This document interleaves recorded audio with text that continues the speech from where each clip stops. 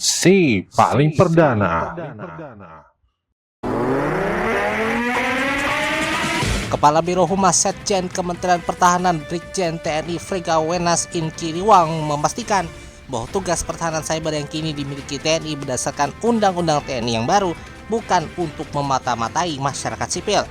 Yang mengatakan Kementerian Pertahanan memahami bahwa dalam era demokrasi akan ada pendapat yang berbeda-beda, sehingga kritik bagi instansi pertahanan atau pemerintah itu merupakan salah satu bentuk ekspresi berpendapat yang wajar. Informasi selengkapnya akan hadir dalam DNP in the Morning pagi ini.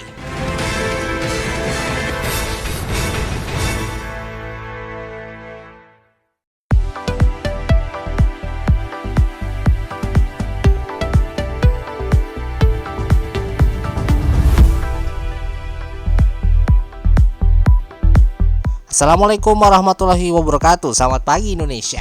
Disiarkan dari studio DNP Media Network di Bogor, Jawa Barat.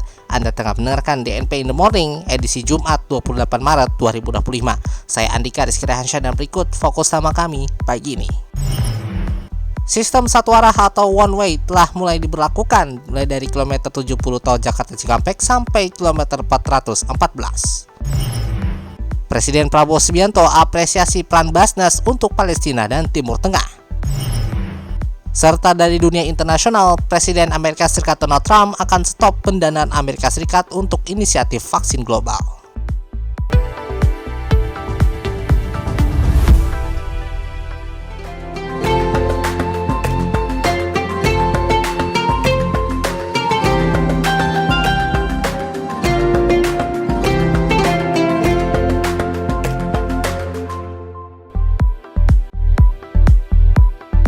Kami mulai DNP in the Morning hari ini dari segmen DNP Pulang Kampung 2025.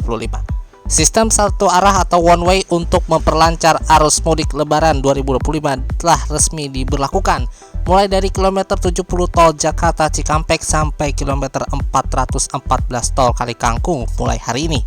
Informasi tersebut diunggah di akun X resmi PT Jasa Marga. Sebelumnya, Kakor Lantas Polri Irjen Agus Suryonugroho memprediksi puncak arus mudik Lebaran 2025 akan terjadi pada hari ini. Agus mengatakan pihaknya terus mencatat lonjakan kendaraan di sejumlah titik sejak sore hingga Kamis 27 Maret malam sebelumnya. Lonjakan terutama dilihat di tol Jakarta Cikampek hingga Jawa Tengah.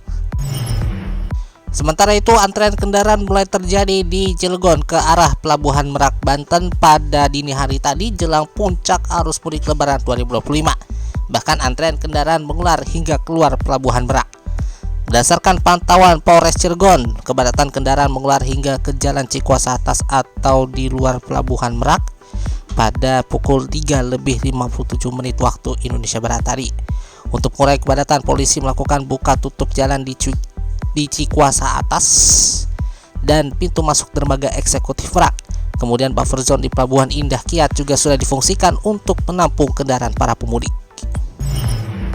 Sejumlah pemudik bermotor mengeluhkan kondisi jalur mudik di wilayah Kabupaten Karawang, Jawa Barat yang masih banyak berlubang.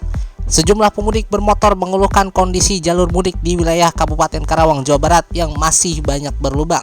Dikutip dari Antara, Joko, salah satu pemudik kendaraan bermotor dari Bekasi menuju Indramayu, mengatakan bahwa ia beberapa kali terjebak jalan rusak di Karawang, yang mengeluhkan kondisi jalan yang cukup mengganggu apalagi saat malam hari, di mana titik kerusakan atau jalan yang berlubang tidak terlalu jelas terlihat di tengah arus lalu lintas yang cukup ramai. Seharusnya kondisi jalan rusak itu sudah diperbaiki sebelum musim mudik Lebaran, sehingga pengguna jalan bisa aman dalam berkendara. Sementara itu, selama beberapa hari terakhir kondisi jalan rusak dan berlubang di jalur mudik dilaporkan menjadi salah satu penyebab terjadinya kecelakaan yang dialami pemudik bersepeda motor. Klub Sukarela Para Merah Indonesia KSRPMI mencatat selama beberapa hari terakhir sudah terjadi lebih dari 10 kali kecelakaan di jalur arteri Karawang yang merupakan jalur mudik di wilayah Karawang.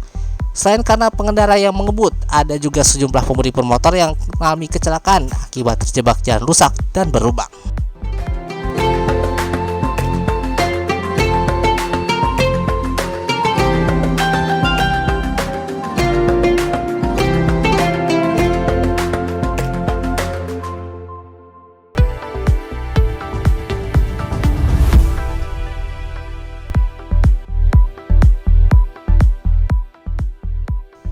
Presiden Prabowo Subianto mengapresiasi Badan Amil Zakat Nasional atau Basnas yang diakui tidak hanya di dalam negeri tetapi juga di luar negeri, khususnya di Palestina dan Timur Tengah.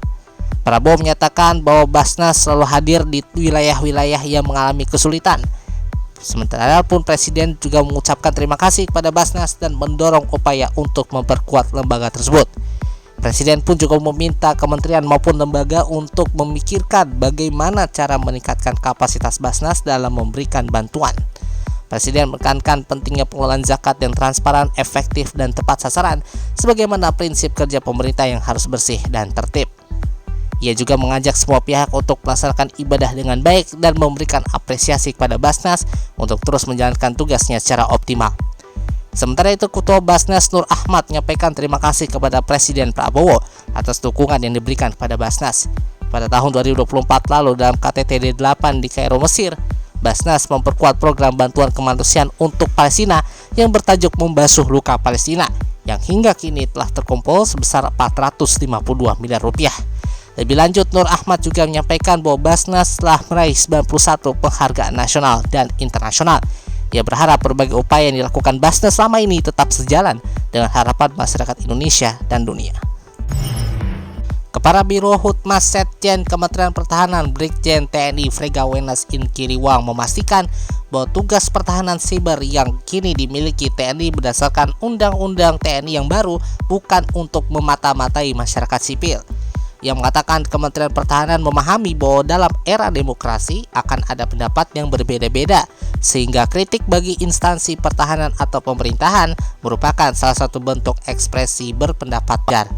Yang dimaksudkan pertahanan cyber ini menurutnya lebih kepada operasi informasi dan disinformasi yang mengancam kedaulatan negara dan keselamatan bangsa.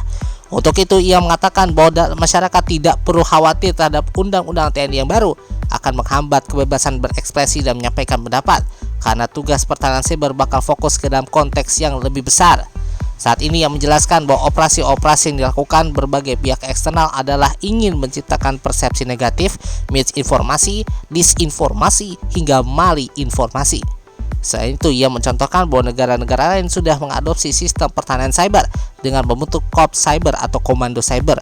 Bahkan katanya, militer Singapura sudah memiliki angkatan cyber yang tersendiri. Pemerintahan Presiden Amerika Serikat Donald Trump akan menyetop pendanaan Amerika Serikat untuk Gavi, aliansi global untuk vaksin dan imunisasi, serta mengurangi penanggulangan malaria.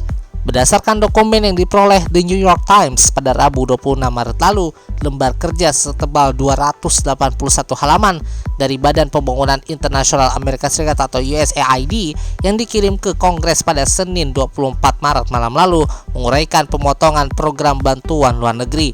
Rencana tersebut mencakup penghentian lebih dari 5.000 program, sementara hanya 900 program yang akan dilanjutkan karena seluruh anggaran berkurang secara drastis. Gavi yang menyediakan vaksin untuk anak-anak di negara-negara berkembang akan kehilangan dukungan Amerika Serikat sebesar 2,6 miliar dolar. Para ahli memperingatkan keputusan itu akan mengakibatkan 75 juta anak tidak akan mendapatkan vaksinasi selama 5 tahun dan 1,2 juta kematian. Amerika Serikat menjadi donor utama Gavi dengan menyumbang 13% dari total anggaran aliansi tersebut. Pemotongan dana bantuan tersebut juga berdampak pada program pengendalian malaria di negara-negara seperti Kamerun dan Tanzania. Menurut laporan The New York Times, pemerintah Amerika Serikat telah memutuskan untuk melanjutkan hibah obat-obatan untuk mengobati HIV dan tuberkulosis, serta bantuan pangan untuk negara-negara yang terdampak perang saudara dan bencana alam.